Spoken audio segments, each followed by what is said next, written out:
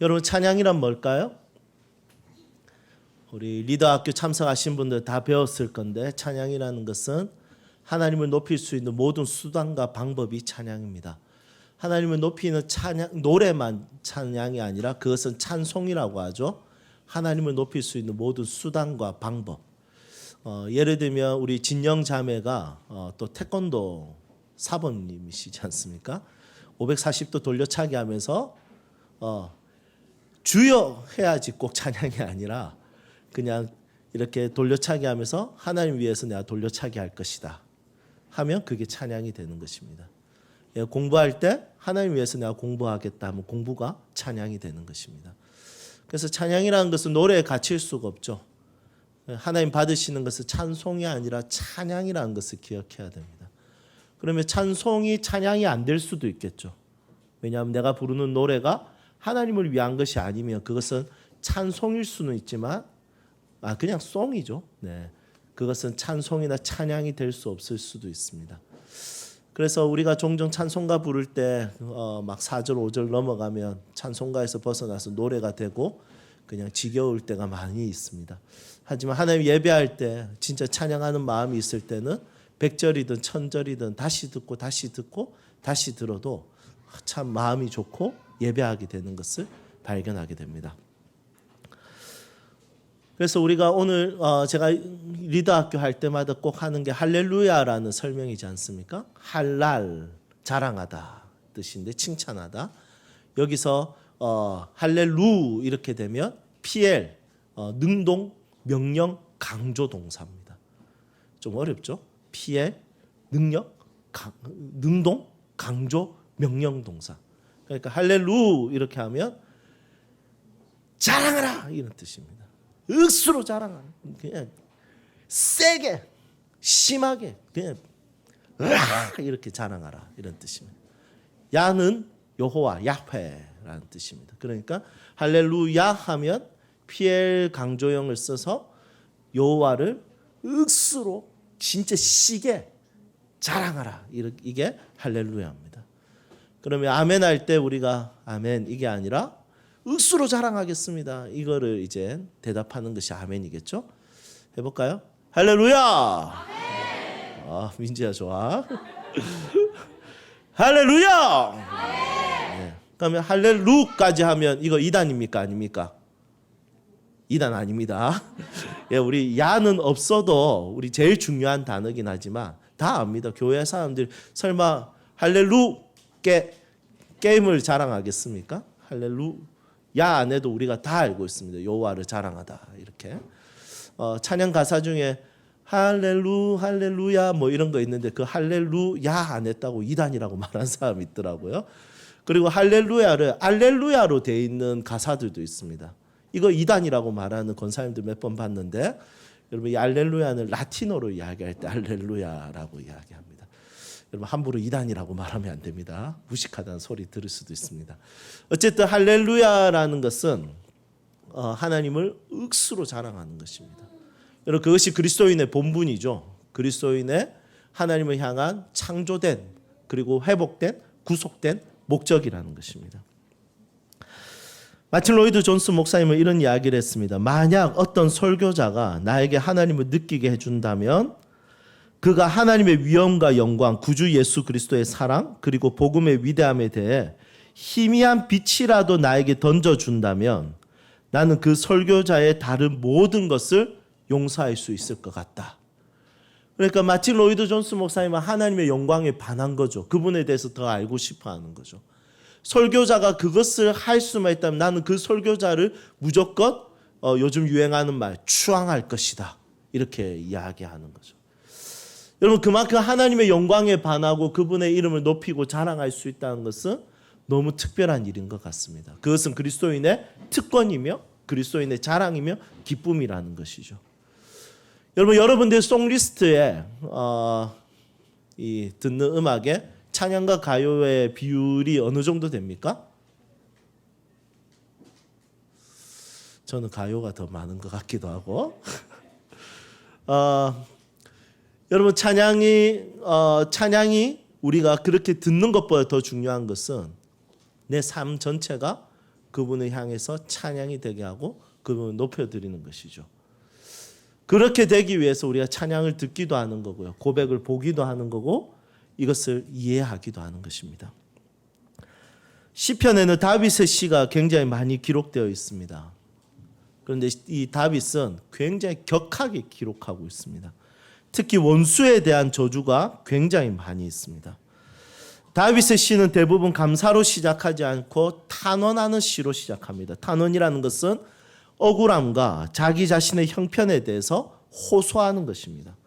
호소는 그냥 도와주세요 이게 호소가 아니라 이거 나 이해할 수 없어요. 나 원망이 됩니다. 나 짜증납니다. 정말 화가 나고 저 원수가 진짜 망해버렸으면 좋겠습니다. 라는 이야기를 합니다. 여러분 예수님의 가르침과 부딪히죠. 예수님이 원수를 사랑하라고 했고 오른뺨을 맞으면 왼뺨을 돌려대라고 했는데 다윗의 이야기는 정말 신학적으로 맞지 않습니다. 저 원수를 정말 갈기갈기 찢어버렸으면 좋겠습니다. 이런 내용의 의미들을 대부분 다루고 있습니다. 다윗은 성경의 맥락에도 어울리지 않고 신학적이지도 않고 합리적이지도 않는 말들을 막 쏟아내죠. 하지만 다윗의 많은 탄원 시들이 결국에는 하나님을 찬양하는 고백으로 바뀌게 됩니다. 여러분 이것이 그리스도인의 삶의 모습이라는 것입니다. 그리스도인의 삶은 신학적이지도 않고 성경적이지도 않지만 합리적이지도 않지만 결국에는 하나님께서 그리스도인의 삶을 어떻게 인도하시냐면 평생을 두고 그 사람을 만들어 가셔서 탄원시로 가득했던 그 사람의 인생을 하나님을 예배하고 찬양하게 하고 그분을 높여드리게 한다는 것이죠.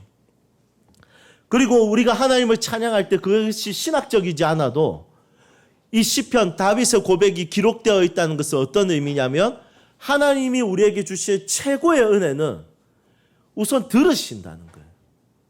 예수 그리스도의 그 놀라운 진리 안에서 그분의 길 안에서 용납하고 어떤 말이든지 불평이든지 원망이든지 원수에 대한 저주라든지 이런 전혀 비신학적인 말도 되지 않는 이 이야기를 하나님 우선 시끄럽다라고 말하지 않고 그것을 먼저 들으시는 거죠. 들으시는 은혜가 있다는 것입니다. 그 뒤에 그게 예스냐 노냐 웨이트냐 이것에 대해서는 하나님의 손에 달려 있는 거죠. 우리 그리스도인의 가장 중요한 우리가 누리고 있는 은혜는 그분이 듣고 계신다는 거예요. 그분이 내가 어떤 말을 하든지 간에 상관없이 굉장히 민감하게 저 말은 니 좀 안 맞다. 야, 니 이거는 조금 애매하다. 야, 니가 원수들을 그렇게 저주해서 되겠냐. 그냥 이렇게 하는 것이 아니라 우선 그것을 들으시는 거예요. 여러분 아버지들이 그렇지 않습니까?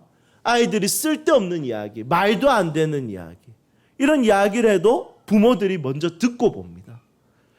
그 뒤에 예스냐 노냐 웨이트냐는 부모의 결정이죠. 왜냐하면 이 아이에게 뭐가 필요한지 정확하게 알고 있기 때문입니다. 그리고 그 말을 틀렸다면 당장 그 자리에서 그 아이가 너 조용해 입 다물어 하지 않고 시간을 두고 그 아이를 변화시켜 가는 것이죠. 그게 부모의 역할입니다. 그것처럼 하나님께서는 우리의 어떤 말도 어떤 고백도 어떤 정서적인 반응도 하나님 우선 듣고 보는 거예요. 여러분 이것이 너무 중요한 것입니다. 오늘 시편 144편도 다윗의 고백이죠. 역시 탄원적이고요. 적에 대해서는 매우 적대적입니다. 한번 보실까요? 우리 6절 한번 보겠습니다. 번개를 사용합니다. 번개를 쏘아서 원수들을 흩으시며. 여러분 얼마나 두렵겠습니까? 번개. 그냥 두려움을 주는 거죠. 그 다음에 주의 화살을 쏘아 그들을 무찌르소서. 여러분 너무 잔인하지 않습니까? 화살 맞아 아야 이 정도 아니지 않습니까? 너무 아플 겁니다. 그게 심장에 박히거나 머리에 박히면 바로 죽습니다. 다윗의 고백은 정말 잔인성이 있습니다. 격합니다. 여러분 이런 부분들에 있어서 다윗은 탄원적이면서도 굉장히 적대적으로 시를 기록하고 있다는 것을 보게 됩니다. 하지만 오늘 이 말씀은 결국에는 이렇게 잔인하고 격하지만 하나님을 예배하는 시편으로 기록되어 있습니다. 왜 시편으로 기록되어 있을까요? 그것에 대해서 오늘 함께 살펴봤으면 좋겠습니다. 우선 첫 번째는 하나님의 섭리 중에 가장 중요했던 것은 이 다윗은 하나님의 섭리를 믿었으며 그 중요한 것 중에 하나가 뭐였냐면 보호였습니다. 말씀 볼까요? 2절. 여호와는 나의 사랑이시요 나의 요새시요 나의 산성이시요 나를 건지시는 이시요 나의 방패이시니 내가 그에게 피하였고 그가 내 백성을 내게 복종하게 하셨나이다. 다윗이 첫 번째 경험하고 고백했던 하나님을 향한 찬양이 될 수 있었던 것은 뭐냐면 보호에 대한 고백입니다. 여러분 이건 약간 이기적이지 않습니까? 정말 내 편 들어줘야 되고 나를 보호해줘야 되는 그 하나님 내가 노래하겠다. 그런데 그 이기적인 마음들에 있어서 하나님을 경험한 거예요.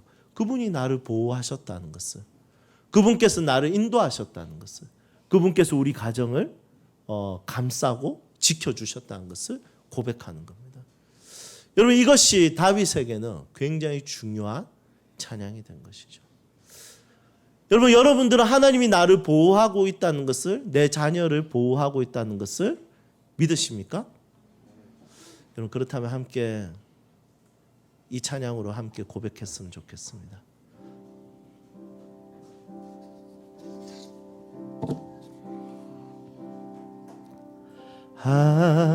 하나님의 음성을 듣고자 기도하며 귀를 기울이시고 내 기도를 들어주신다 하네.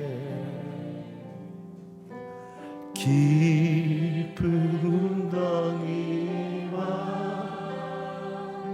수렁에서 끌어주시고 나의 발을 반석 위에 세우시사 나를 튼튼히 하시 새 노래로 부르자 랄라라. 하나님께 올리 찬송을 새 노래로 부르자. 하나님 사랑을 주를 의지하고 주를 의지하고 아멘. 교만하지 않으며 거짓에 치우치지 아니하며 복이 있으리라. 여호와 나의 주는 여호와 나의 주는 크신 권능의 구라. 그의 크신 권능을 우리들을 사랑하여 새 노래로 새 노래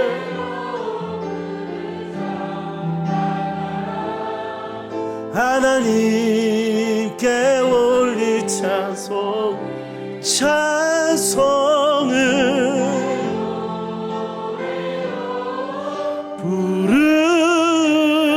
아멘. 주님 우리의 삶을 지켜주셔서 감사합니다. 새 노래로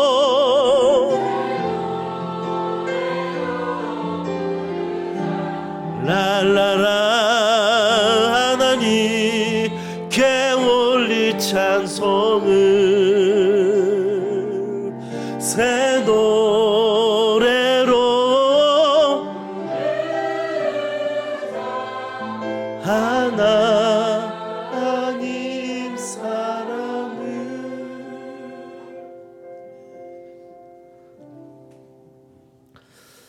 여러분, 두 번째 다윗의 고백이 찬양이 될 수 있었던 것은 유한한 인생에 대한 하나님의 신경 쓰심, 그러니까 자기 자신의 모습에 대해서 하나님 너무 잘 알고 있다는 거죠. 3절에 보니까 다윗은 자신에 대해서 이렇게 이야기합니다. 여호와의 사람이 무엇이기에, 사람의 자기의 이름을 넣으면 되겠죠. 여호와의 다윗이 무엇이기에 주께서 그를 알아주시며 인생이 무엇이기에 그를 생각하시나이까. 살아보면 살아볼수록 인생이라는 게 보잘것없다는 것을 많이 느낍니다. 다윗이 17살 때 왕으로 기름 부음을 받았지만 시간이 지나면 지날수록 자기 자신의 초라함과 쫓겨다니는 도망다니는 신세, 그런 모습들을 발견하게 될 것이었습니다. 오히려 양을 치고 있는 자기의 모습이 더 좋았던 기억들도 있었을 것입니다. 아들도 배신하고 시간이 지나면 지날수록 자기 안에 죄가 있고 자기로 인해서 이스라엘 모든 백성들이 전염병에 걸리며 아픔을 당하며 고통을 받는 것을 보게 되었을 것입니다. 여러분, 이것이 자기 자신의 인생에 대해서 헛되고 헛되다는 것을 많이 발견하게 될 것이었습니다. 여러분, 하나님을 예배할 때, 하나님을 찬양할 때 가장 중요한 것은 자기 자신의 초라함과 비참함을 발견하는 것입니다. 자기가 정말 시들 수밖에 없는 풀이며 질 수밖에 없는 꽃이라는 것을 발견할 때 하나님을 예배할 수밖에 없고 하나님을 높여드릴 수밖에 없는 것이죠. 여러분, 인생을 살아가면 살아갈수록 자기 자신에 대한 자신감보다 내가 경험이 쌓였으니까 잘할 것 같다라는 것보다 나는 이렇게 했으니까 자녀들이 당연하게 건강하게 자랄 것이며 자녀들이 당연하게 잘 자랄 것이라는 그 확신은 어느 순간에 무너지는 것을 발견하게 될 것입니다. 모든 것은 시간이 지나면 진화론적 사상이죠. 괜찮아질 거야. 더 잘 될 거야. 어떻게든 될 거야. 우연을 믿는 이런 모든 것들은 결국에 인생의 허무함과 아픔과 고통을 발견하게 한다는 것입니다. 여러분, 이런 인생에 대해서 우리가 다시 한 번 더 발견해야 될 것은 그 와중에도 이 초라한 인생에, 이 비참한 인생에 신경 쓰시고 함께 하시는 하나님이 계신다는 것이죠. 여러분, 이 고백과 어울리는 찬양이 무엇이 있을지 고민했습니다. 여러분, 이 찬양 같이 부르면 좋을 것 같아요.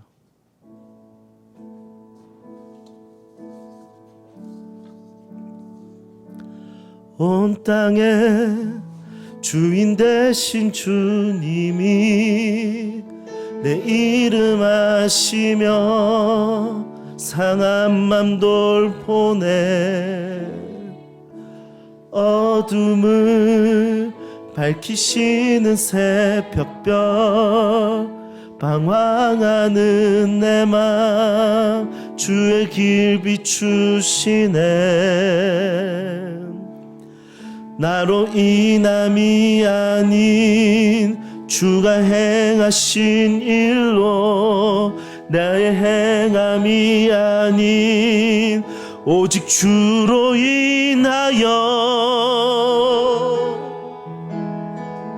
나는 오늘 피었다 지는 이름 없는 꽃과 같네.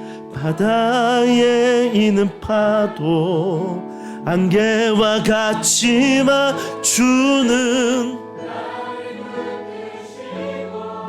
부르짖음 들으시며 날 귀하다 하시네. 주님은 나의 죄를 보시고 사랑의 눈으로 날 일으키시네. 바다를 잠잠하게 하시듯 내 영혼의 폭풍 고요케 하시네. 나로 인함이 아닌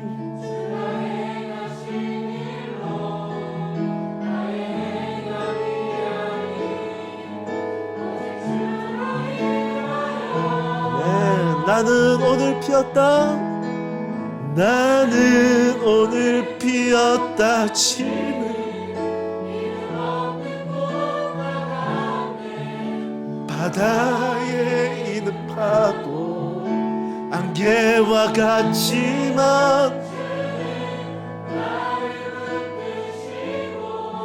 부르짖음 들으시며 나는 오늘 피었다지는 아멘. 나는 오늘 피었다지는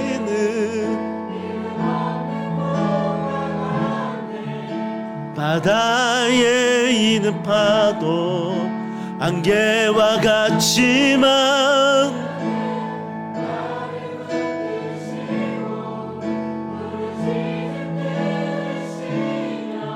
날 귀하다 하시네.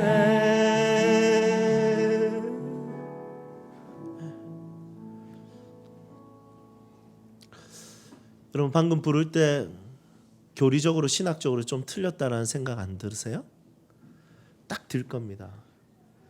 나의 죄를 보시고 사랑의 눈으로 날 일으키시네. 여러분 이거 말이 안 되는 이야기죠. 그런데 이 작사가 왜 이렇게 썼을까 고민했을 때 그 이야기를 들었을 때 이것에 대해서 이해를 할 수 있는 것이죠.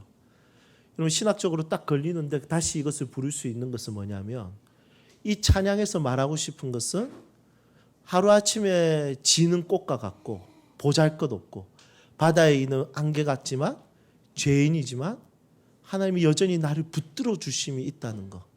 여러분 이것에 대해서 강조하고 싶은 시인의 작사가의 노래하는 자들의 고백이 들어가 있다는 것입니다.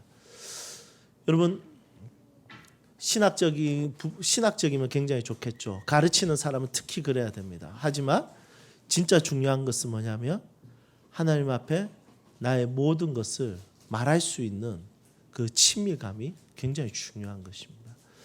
다윗의 고백처럼 우리의 모든 것을 다해서 하나님 예배하고 그분과 더 친밀해졌으면 좋겠습니다. 마지막으로 아니네요. 네. 시간이 많이 가네. 계속 하죠. 예. 예배할 준비 되셨습니까? 네. 세 번째, 우리의 모든 삶의 책임자 되시는 하나님이십니다. 우리의 모든 삶의 책임자 되시는 그 하나님 앞에 이 다윗은 나아가게 되는 것이죠.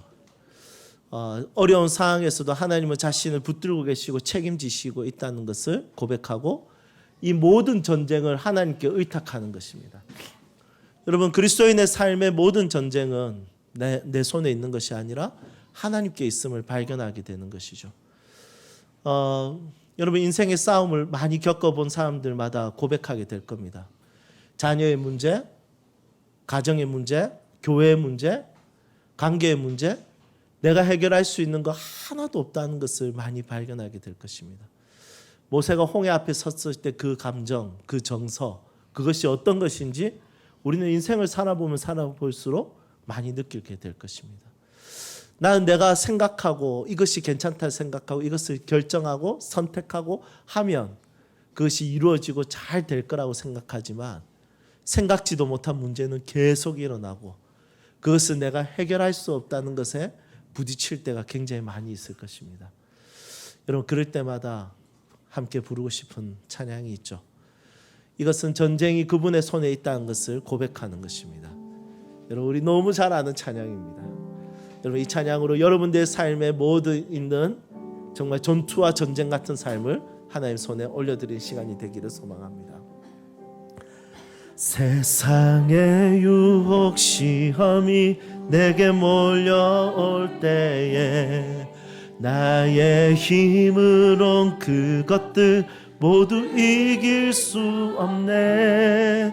거대한 폭풍 가운데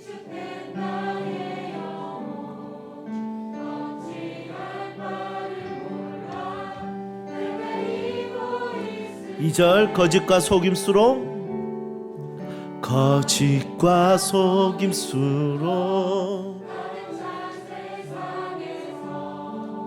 어디로 갈지 몰라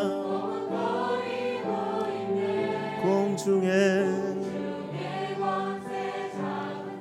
지금도 우리들은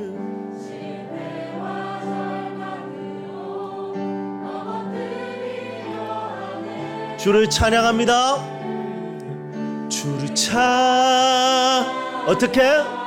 손을 들고 찬양.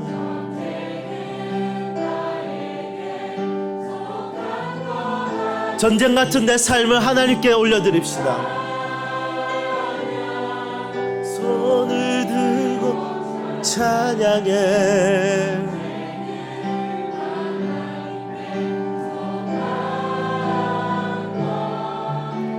우리 목소리 높여서 주위를 둘러보면, 주위를 둘러보며 아무도 없는 듯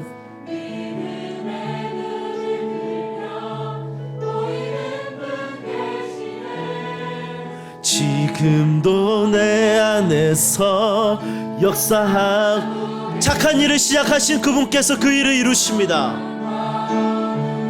아멘. 주를 찬양, 주를 찬양,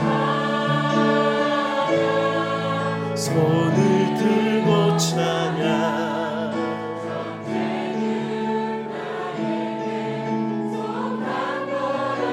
찬양해. 손을 들고 찬양. 하나님께 속한 주를 찬양합니다. 내 삶의 전쟁에 하나님 주를 찬양.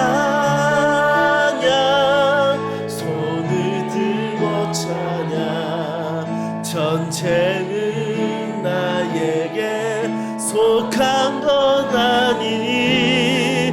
주를 찬양. 손을 들고 찬양해. 하나님께 속한 전쟁은 하나님께 속한 것이니. 아멘. 전쟁은 하나님께 속한 것이니. 예, 속한 것이니.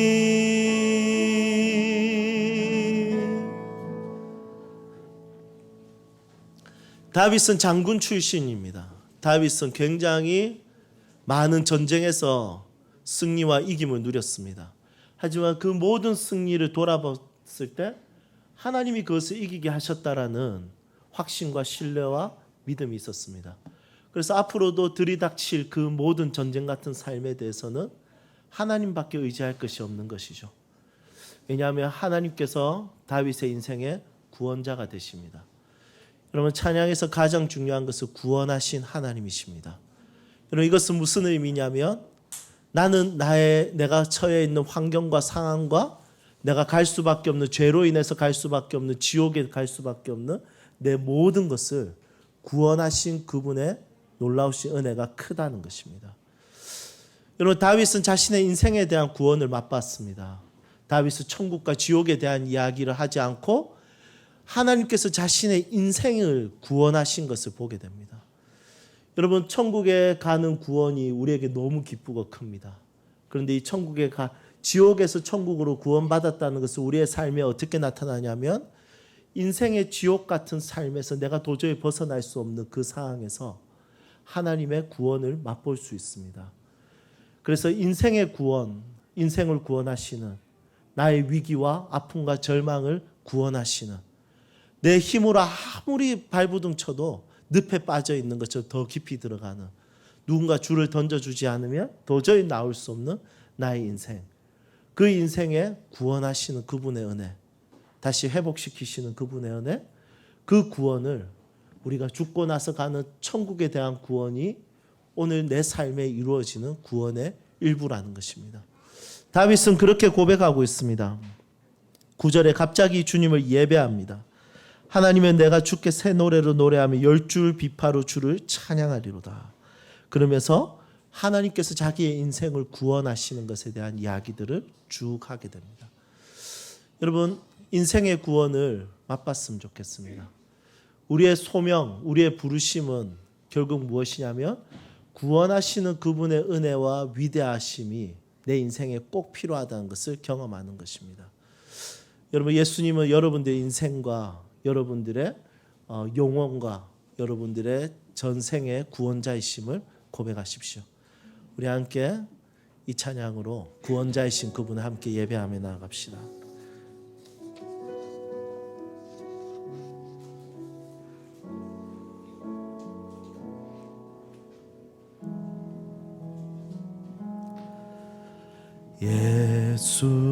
예수는 내 힘이요 나의 기쁨 내 참 소망 그 이름의 생명이 내 삶의 이유 내가 사나 죽으나 내가 사나 죽으나 그 이름을 위하여 내 모든 것 다 드리니 나를 받으소서. 오직 주만 따라갑니다. 오직 주만 높임 받으소서. 내 평생에 그 이름을 그의 선하심을 세상에 노래합니다. 그 이름에 크신 능력 영원한 생명이 내 삶의 이유라. 우리 함께 예수는 내 힘이요 예수는 내 힘이요 나의 기쁨 내 참 소망 그 이름의 생명이 내 삶의 오직 주만 따라갑니다. 오직 주만 오직 주만 아멘. 우리의 구원자 되신 주님 내 평생에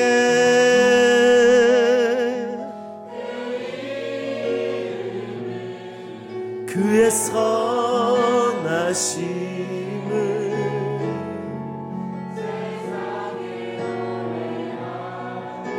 하나님을 예배합니다.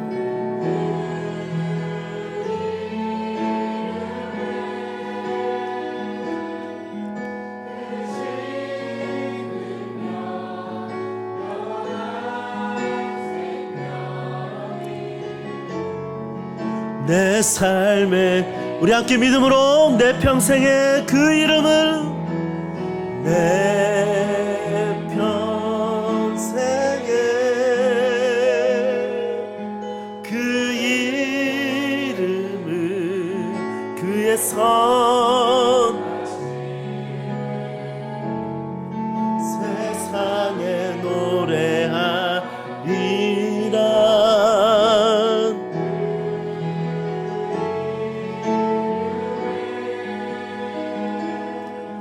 그 신 능력 영원한 생명이 내 삶의 이유라.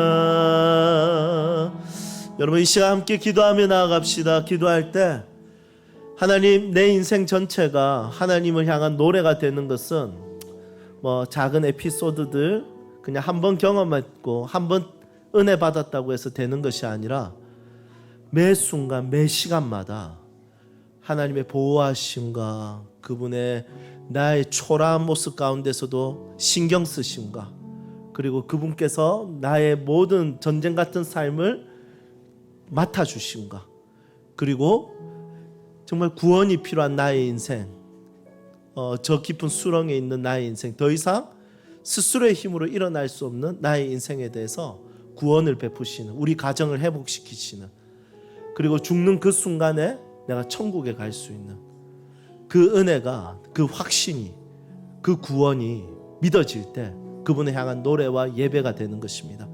하나님, 내 평생 전체를 통해서 하나님을 찬양하고 예배하고 노래해야 될 이유를 발견하게 하여 주시고 더 깊은 예배자가 되게 하여 주시고 더 하나님 사랑하는 예배자가 되게 하여 주시고 하나님 찬양하는 예배자가 되게 하여 주시고 하나님을 노래하는 예배자가 되게 하여 주시옵소서.